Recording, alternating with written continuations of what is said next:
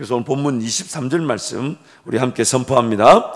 그뿐 아니라 또한 우리 곧 성령의 처음 익은 열매를 받은 우리까지도 속으로 탄식하여 양자될 것 곧 우리 몸의 속량을 기다리느니라. 우리 몸까지도, 물론 지금 이 상태의 몸은 아니겠죠.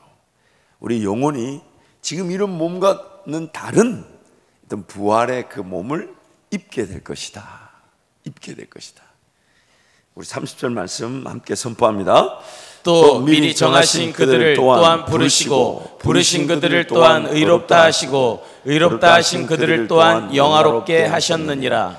정하신 그분께서, 하나님께서 우리를 불러내셨습니다.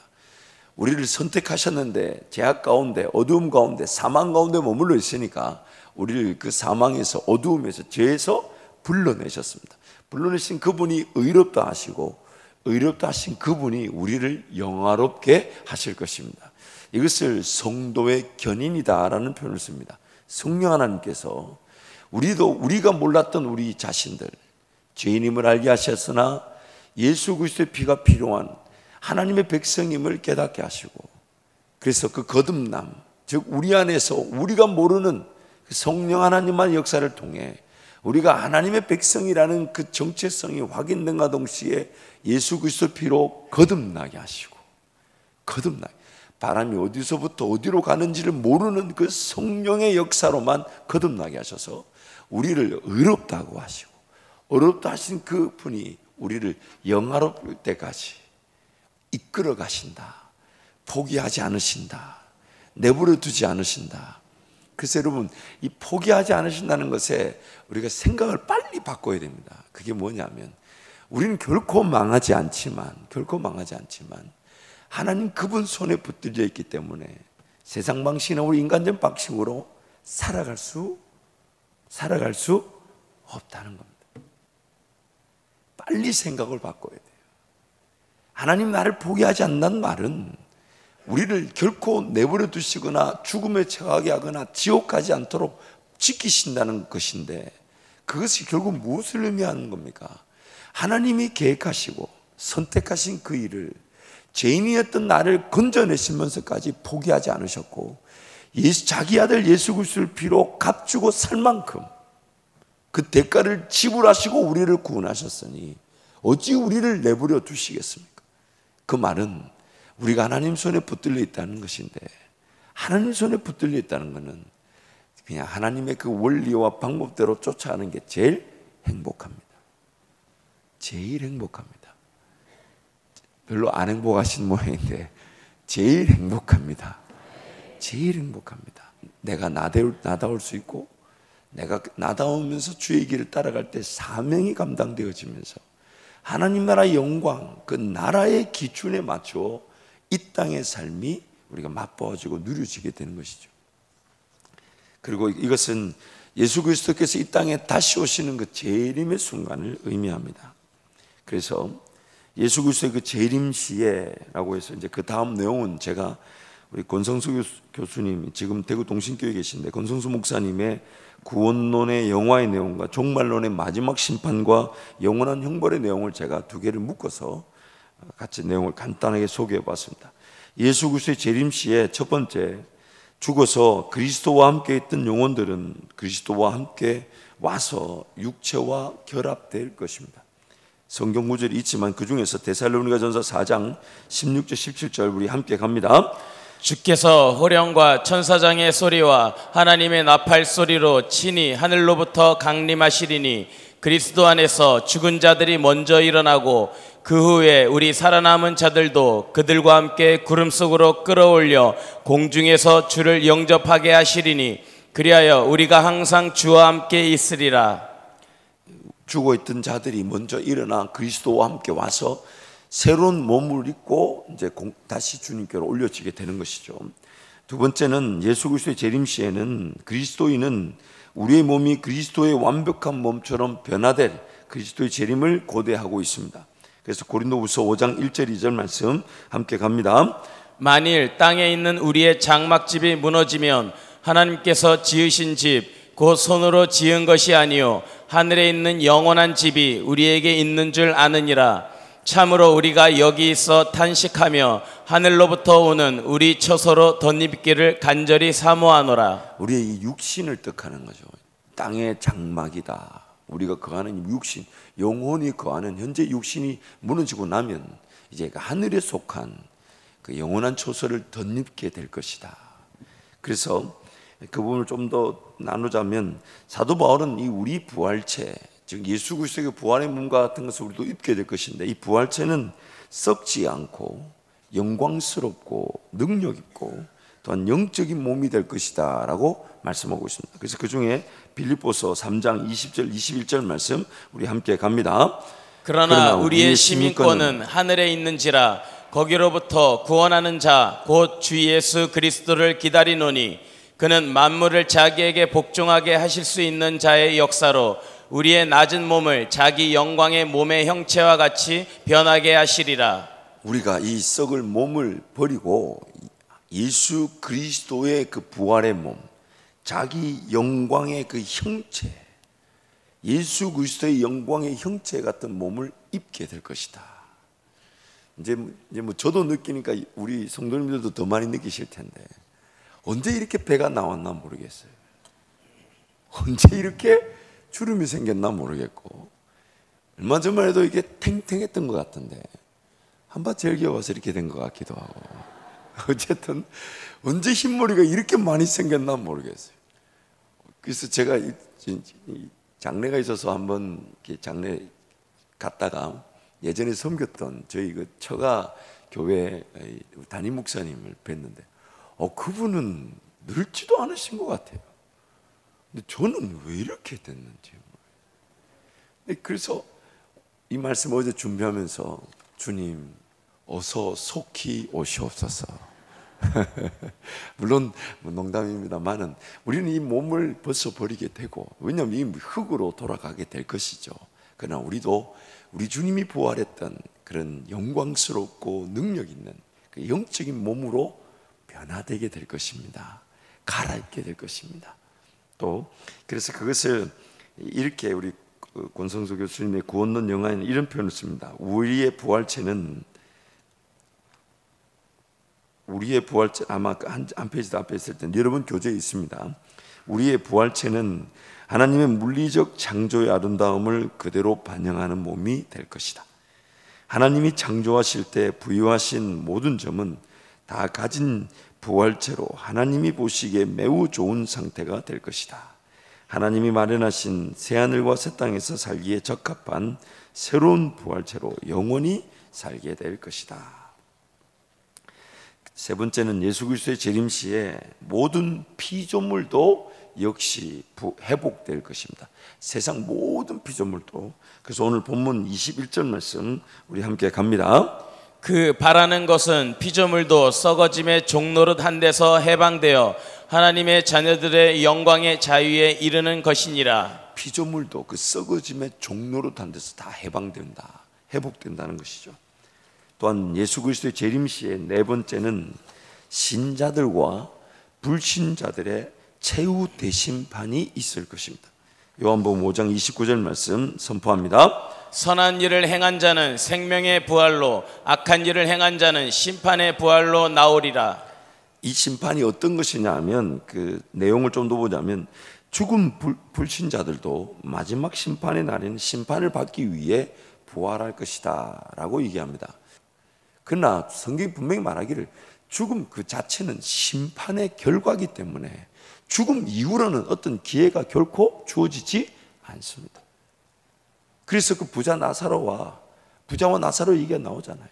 부자가 뭐랍니까? 그 지옥의 뜨거운 데서 물 한 방울 떨어뜨려 달라고 하잖아요. 안 된다니까. 그러면 나사로를 살려 보내가지고 가족들에게 이것을 좀 알려달라 하지만 그것이 안 된다. 지금 모세와 선지자들의 말에 귀를 기울이지 않는다면 어떤 방식으로도 안 된다. 그래서 오늘 우리의 그 죽음 이후의 상태에 대해서는 여러 가지 신학적 어떤 견해들인데 그건 내용이 많기 때문에 다음에 좀 살펴보기로 하고, 오늘은 우리의 그 영화로운 상태에 대해서 말씀을 나눕니다. 그래서 죽은 불신자들도 마지막 심판의 날에 심판을 받기 위해 그런 사망의 자리든 음부의 자리든 바다의 자리든 거기서 다시 끄집 올려져서 분명히 선악간의 모든 것이 판단될 것인데, 요한계시록 20장 12절부터 12절 함께 갑니다. 또 내가 보니 죽은 자들이 큰 자나 작은 자나 그 보좌 앞에 서 있는데 책들이 펴 있고 또 다른 책이 펴졌으니 곧 생명책이라. 죽은 자들이 자기 행위를 따라 책들에 기록된 대로 심판을 받으니 바다가 그 가운데에서 죽은 자들을 내주고 또 사망과 음부도 그 가운데에서 죽은 자들을 내주매 각 사람이 자기의 행위대로 심판을 받고 사망과 음부도 불못에 던져지니 이것은 둘째 사망 곧 불못이라. 누구든지 생명책에 기록되지 못한 자는 불못에 던져지더라. 바다가 그 가운데 죽은 자를 냈다. 이 바다 가운데 죽은 자들이 이렇게 갇혀 있다는 건데, 이 바다란 표현이 참 재밌죠. 이 물 아래 지배를 받는. 근데 또 이거를 소극적으로 보자면, 좀 더 보자면 노아 시대 때 물의 심판을 받았던 사람들, 또 사망과 음부에 있던 사람들, 그리고 나중에 결국에는 이 사망과 음부 모든 것이 불지옥에 떨어지는데, 바다는 왜 불지옥에 떨어지지 않았을까? 잘 모르겠습니다만은 이 불지옥에 물이 들어가기는 좀 불편하지 않겠나, 제 생각입니다. 제 생각입니다. 절대로 신학자들이 견해와는 아무런 관계가 없습니다. 저 혼자 묵상하면서 바다는 불지옥에 들어가기는 좀 불편하겠다, 웃으라고 한 얘기인데 아무도. 두 번째, 신자도 심판을 받게 될 것입니다. 그래서 로마서 14장 10절부터 12절 함께 갑니다. 내가 어찌하여 내 형제를 비판하느냐? 어찌하여 내 형제를 업신 여기느냐? 우리가 다 하나님의 심판대 앞에 서리라. 기록되었으되 주께서 이르시되 내가 살았노니 모든 무릎이 내게 꿇을 것이요 모든 혀가 하나님께 자백하리라 하였느니라. 이러므로 우리 각 사람이 자기 일을 하나님께 직고하리라. 고린도후서 5장 10절 말씀도 함께 갑니다. 이는 우리가 다 반드시 그리스도의 심판대 앞에 나타나게 되어 각각 선악간에 그 몸으로 행한 것을 따라 받으려 함이라. 그러나 우리 신자들의 심판은 불신자와는 다릅니다. 우리 신자들의 심판은 우리 죄에 대한 심판이 아닌 선악간에 그가 한 것에 대한 평가를 통하여 천국 상급에 대한 결정의 기준이 됩니다. 그래서 로마서 8장 1절 2절 말씀 이미 선포하인 한 번 더 선포합니다. 그러므로 이제 그리스도 예수 안에 있는 자에게는 결코 정죄함이 없나니 이는 그리스도 예수 안에 있는 생명의 성령의 법이 죄와 사망의 법에서 너를 해방하였음이라. 그래서 신자가 행한 것, 이 신자가 심판을 받는 것은 신자가 행한 것도 선악간에 다 드러나서 신자들에게도 상급의 등급이 매겨질 것이다 라고 그렇게 신학적으로 의견을 냅니다.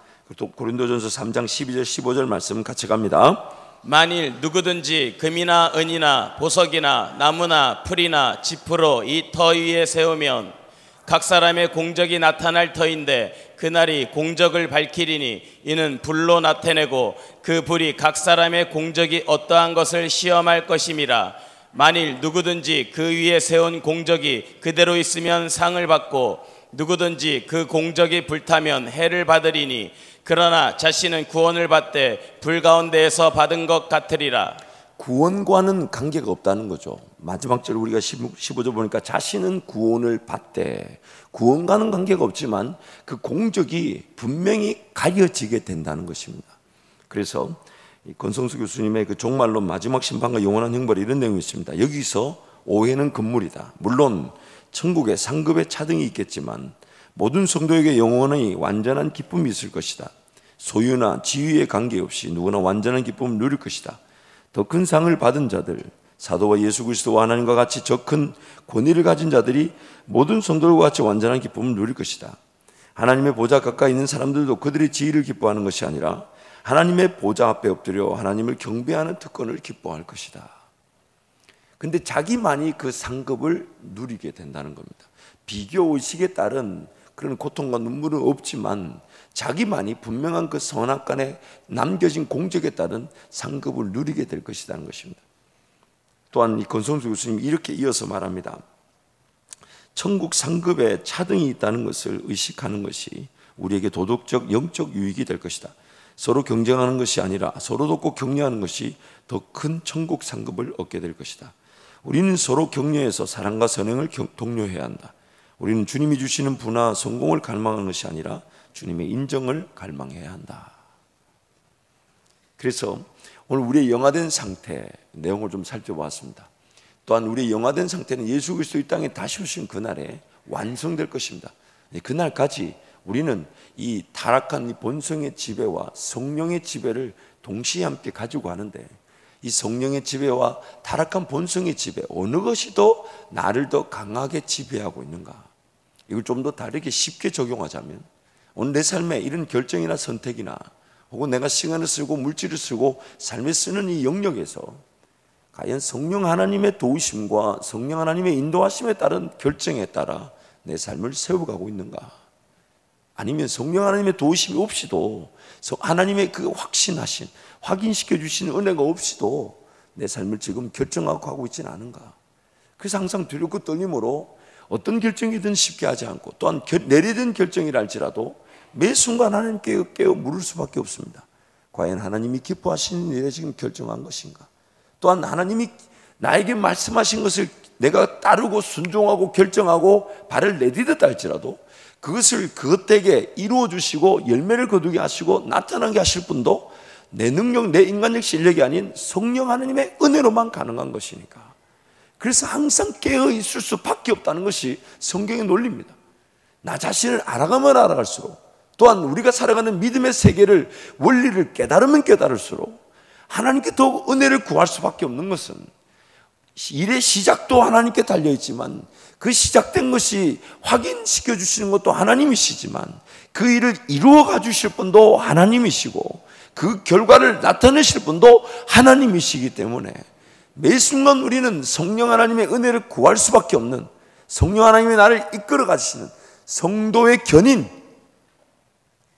정하신 그 뜻에 따라 어두움과 죄와 사망에서 불러내신 성령께서 우리를 어렵다 하시고, 어렵다 하신 그 하나님께서 우리와 함께 동행하시며 영화의 자리에 이를 때까지 우리를 지키시는 그 성령 하나님을 끝까지 신뢰하고 끝까지 의지하며 그분과의 그 인격적 교제와 만남, 그리고 우리는 그저 그 하나님을 따라갔을 뿐인데 그 따라가는 그 길이 나의 사명을 통하여 하나님의 영광의 기회를 맛보게 되고, 근데 그 영광의 기회는 맛보면 맛볼수록 더 무궁무진한 그 풍성함의 깊이와 넓이와 높이를 가늠할 수 없는, 그래서 그 영광의 그 넓이와 깊이와 높이와 그 엄청난 크기에 내가 완전히 사로잡혀서 이 땅에 뭘 좀 더 잘 먹으려고 하고 잘 마시려고 하고 이 땅에 살고자 하는 그 욕심을 저버릴 수밖에 없는, 지금 눈에 보인 그 영광, 감추인 보화를 발견한 것 같아. 그래서 내 모든 걸 팔아 그걸 사고자 하는 그 일에 내 시간을, 그 일에 내 삶을, 허락되어지는 그 모든 물질이 도리어 그 일을 위해 쓰여질 수 있는, 하나님이 주실 때마다, 아니 주실 수밖에 없는 그 은혜의 기회들을 우리가 경험하게 되는 것이죠. 재밌는 것은 하나님이 그것을, 그저 우리는 그 영광의 기회들을 발견한 것만으로도 감격이 되어서 그저 내 삶이 어떤 삶을 어떻게 살아가든 그것을 하나님의 영광의 기회에다가 막 쏟아붓고 쓰고, 그게 헌신하는데 헌신하는 줄 모르고, 희생하는데 희생하는 줄 모르고, 수고하는데 수고하는 줄 모르고, 자신 그 모든 걸 다 내어드리는데도 그저 하나도 아깝다 하지 않으면 내어드리는, 근데 하나님 그것을 또 심었다 하시면서 이 땅에서도 그 열매를 보게 하시고, 주님 다시 오시는 그날에 그 모든 것들이 이제는 영원한 천국에서의 나에게 주어질 상급의 기준으로 정하신다는 것입니다. 얼마나 감사한 일입니까? 그래서 우리가 말할 수 있는 고백은 하나밖에 없어요. 이것은 내가 한 것이 아닙니다. 나는 죽고 오직 예수가 사신 것입니다. 오직 예수 인도하신 것입니다.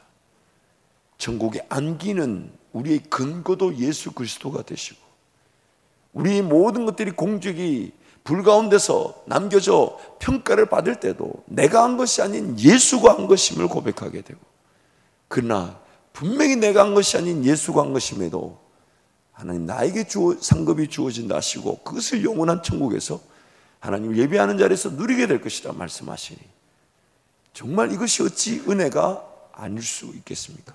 그래서 요한계시록 우리 21장 1절 4절 말씀 함께 선포합니다.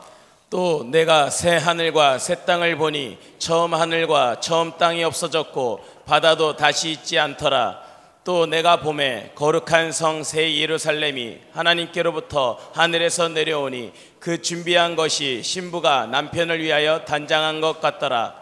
내가 들으니 보좌에서 큰 음성이 나서 이르되 보라, 하나님의 장막이 사람들과 함께 있음에 하나님이 그들과 함께 계시리니 그들은 하나님의 백성이 되고 하나님은 친히 그들과 함께 계셔서 모든 눈물을 그 눈에서 닦아주시니 다시는 사망이 없고 애통하는 것이나 곡하는 것이나 아픈 것이 다시 있지 아니하리니 처음 것들이 다 지나갔음이로라. 하나님은 세상을 지을 때, 또 우리를 구원하실 때, 새하늘과 새 땅이 임할 때 다른 얘기를 하신 적이 없습니다. 딱 한 가지만 얘기하셨어요. 나는 내 백성의 하나님이 되고 백성은 나의 백성이 될 것이다. 처음부터 끝까지 이것이 창조 때도, 우리를 구속하셔서 성령이 우리 가운데 거하실 때도 동일한 거였어요. 우리는 하나님의 백성이 되고 하나님은 우리의 하나님이 되시는 거예요. 그것이 얼마나 완벽한가, 그 정도의 차이를 우리 이 땅에서 이렇게 정도의 차이가 있을 뿐이죠. 말씀을 정리하겠습니다.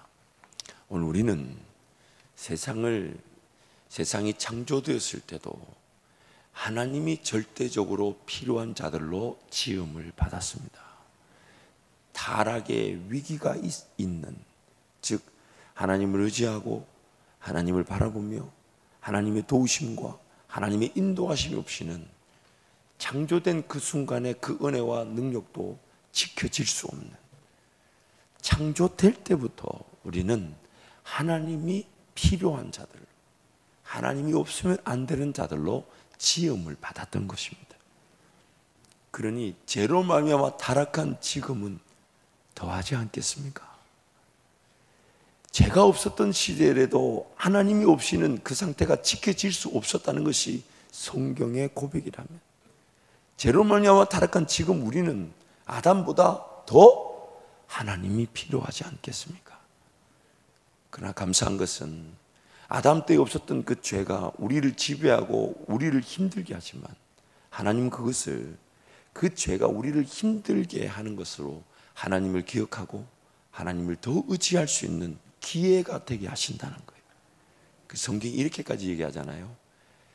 제 은혜를 제가 죄에 거하겠느냐, 그럴 수 없느니라. 은혜를 더하기 위해서 죄를 거할 수 없다 하시면서 제가 더한 것에 뭐가 더하다고요? 제가 더한 것에 뭐가 더하다고요? 은혜가 더하다. 그러나 이것이 결국 예수 그리스도 이 땅에 다시 오신 그날에는 모든 눈물과 고통과 이런 것들이 다 닦여지게 되고, 이 땅에서 주님과 함께 동행하며 살았던 그것이 하나님 나라, 영원한 나라의 그런 상급의 기준, 삶의 어떤 그 내용의 기준이 되게 하셔서 영원한 천국을 맛보며 살아가게 하실 것입니다. 이 시간 한번 통성으로 기도하겠습니다.